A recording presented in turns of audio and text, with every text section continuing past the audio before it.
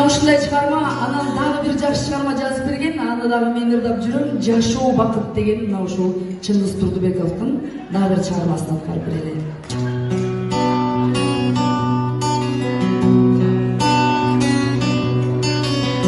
Yaşulun özü sınav olur, adaşkan caşu ıygat olur.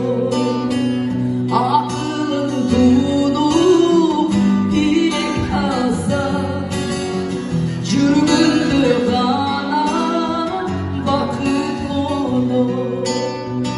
Yaralı bakır, suyu dünyada ama yürü bakır. Yaratkan uzun ömür versin, yaş olunar bir günü bakır. Kedel bir bakır, baylık mehmet barına cephe koynu gelir.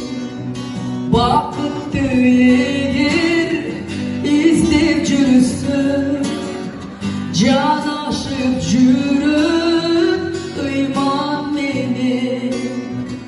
Yaralı bakır, suyur bakır, dünyada aman yürü bakır. Yaratkan uzun ömür versin, yaş olunar bir günü bakır. Yaş olunar bir günü bakır.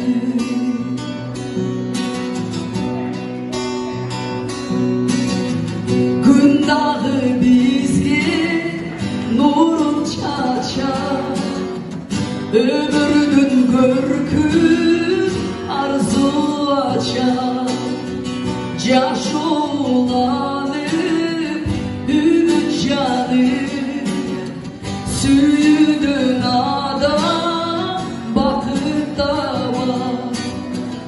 Yaralı bakır, suyu bakır, dünyada aman yürü bakır.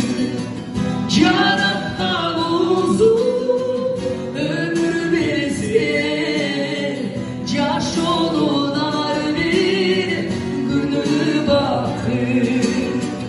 Yaralı bakır, suyu bakır, dünyada aman yürü bakır.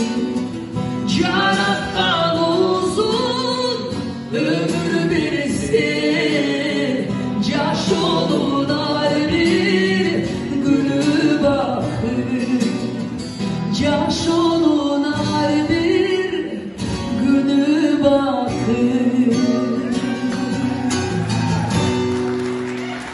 Çok rahmat, naşı Чындыз Турдубековга кол чапыңыздар.